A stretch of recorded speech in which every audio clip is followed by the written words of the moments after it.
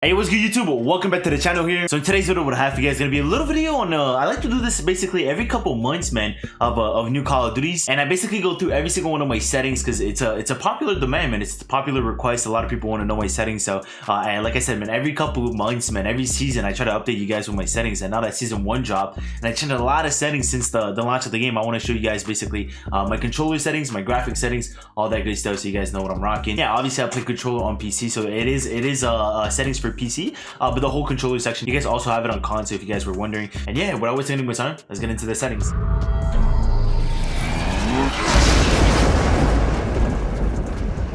So I'm going to be starting off with the controller side of things. After that, I mean, in controller, we got controller and gameplay. I'm going to go through that. And after that, we're going to go all the way to graphics, man. For you guys that are also playing controller on PC or just on PC in general, man, show you guys my graphics. So, yeah. All right, so starting off, obviously, I'll play controller like I mentioned. I got a 7.7 cents sensitivity. That's really up to you guys. You guys got to play with something that you're comfortable with. I used to play 8.8, I think. I tuned it down a little bit to 7.7. Something new this is the ADS sensitivity for like, I don't know. I'm not sure what like ground vehicles and air vehicles do. I just put it the same thing as multiplier. I just put it all at 0.9. I used to be at default 1, but I feel like tuning it down a little bit. I don't know, man. I kind of feel like more comfortable playing with that. And after that, obviously, if you guys been watching for a while, man, you guys know that I play stick and move. I do have a scuff. I got a single paddle I play on. The slide, I jump with my thumbstick, so my hands are always on my thumbstick. But even without a scuff, stick and move is so good. That and bumper jumper, they're so good button layout to use. After that, everything that has to do with vertical aim, all by default. I didn't touch none of that, all by standard. The next thing that we get is aim response curve dynamic. I've been playing with that since I think Cold War is the first time I put it on, or even the first time it came out of Warzone.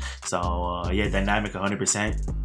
Controller vibration off, something also that I started playing with in Cold War. Weapon fire threshold off. And on advanced control, you guys gonna see everything. All this is by default. I didn't touch none of this. The only thing I changed was basically my left and my right trigger input dead zone. I just put it down to 0 because by default it's 13. When I shoot, I want it to shoot like right away. I don't want it to have like a little delay. Even same thing when I'm throwing nades and all that. So my left and right triggers are gonna be at 0. And after that, the stick dead zone, man, that's all by default also. I think you got 20/20 by default, and after that, the maximum dead zone is 100 for both of them. All right, after that, in the gameplay section, man, obviously I got an aim assist on, ADS aim assist on, also weapon mount activation. That is something that I changed from default. I think by default it's like ADS and melee. I like to double tap, so when I'm in a gunfight, actually I have to like press X on my controller. So I just like to double ADS, and I can mount weapon mount exit. I'm not sure what this does. I just kept it on. This is something I removed in this movement section of gameplay. Automatic airborne mantle. I put all of these off. I think by default it's like set to short or long, something like that. I just put this all off because I hate automatically on stuff. And after that, the next thing that we got is automatic tactical sprint. In the section automatic sprint, you can set it to automatic tactical sprint. Every time I move my thumbstick, basically I start tac sprinting. It's super useful. And yeah, the last setting in this section, everything is by default. If I'm not going through a setting, it's just because it's default. I didn't touch it. It's either on, off, like whatever it is by default. But the last thing we got is an action behavior. It's the first one, slide behavior. It's basically on top. If you guys left the slide cancel, it's super useful to put it on top instead of holding to slide. It can get annoying.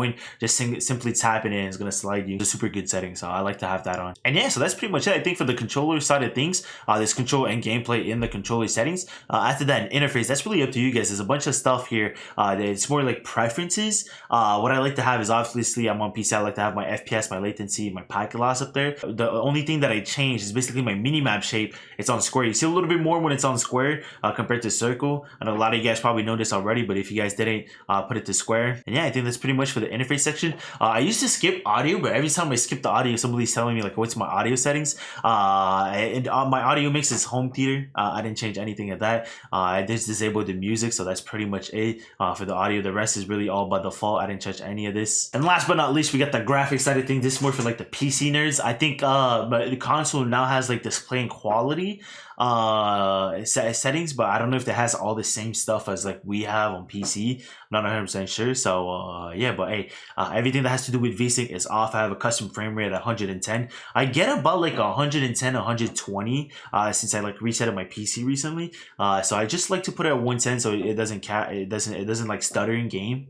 I don't usually get more than that anyway, so display gamma is set at 2.2, focus mode off, and after that it's pretty much there's nothing else here aside my display adapter. I now got a 3070. I think my last settings video I was on a 2060 for the start of Vanguard. We bought a 3070, which is super good, man. I love this graphics card and make everything look so better.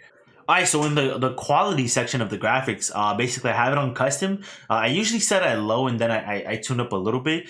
So I set it on low. I increase all these the three first one: texture resolution, texture filter, and particle quality is all set to medium. I said that everything is like low. I set a couple of things such as like tessellation, I think it's called. It's set to nearby only, and the level of detail range is also set to a little bit of standard. But everything aside that, man, is set to off or just deactivate completely. The one setting that everybody needs to have is the fidelity effects. Cast, this is so good. It makes the game look so much better. It's like sharpness on your screen. I think it does. I think it's the first year we got this setting, and it just makes your game look in general so much better compared to like having it on or off. Just simply having that, you can have the rest of your settings on low, and it's gonna make the game look so much better. I don't know if they have this on Warzone. I hope they do. But in Vanguard, it just makes the game look so good. I keep saying it, but as soon as I figured out about the setting, I was just so happy to see this. And yeah, I think that's pretty much it. I got my VRAM usage to like 90%, and but for the quality, man, that's pretty much it. Like I said, almost everything is disabled. I'm trying to get as like as many FPS as I can, and with the first three settings having it to medium, it kind of looks good on stream. I don't need any more than that, so I feel like it's the perfect spot for me. Last but not least, man, we got the gameplay section for the graphics. I set my FOV to 105.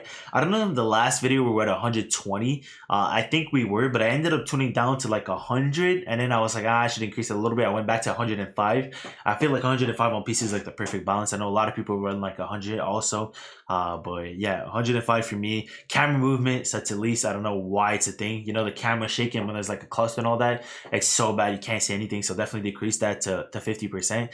Everything that has to do with motion blur is all deactivated. So yeah, so that's pretty much it for my settings. Like I mentioned, man, I like to go through these every couple of season, man, or like every season, just to give you guys keep you guys updated on what I'm running. And it's a popular request on stream, and a lot of people want to know my settings, so I just refer them to this video. So, but I still hope you guys can enjoy the video. If you did, be sure to drop a like. If you guys are brand new on the channel, y'all be sure to subscribe here. We're closing it here on 7K. I appreciate the support. If you guys want to see more gameplays, there's a little bit more gameplays over at Facebook. We'll upload like other stuff, extra content that you guys won't find on YouTube over at Facebook, facebook.gg/xmrgods. You guys can find it there. Links in the description. Yeah, aside from that, man, we're going to be live almost every single day of this week, live over at twitch.tv. You guys are more than welcome to join. And yeah, aside from that, man, I hope you guys have a great day. Peace out.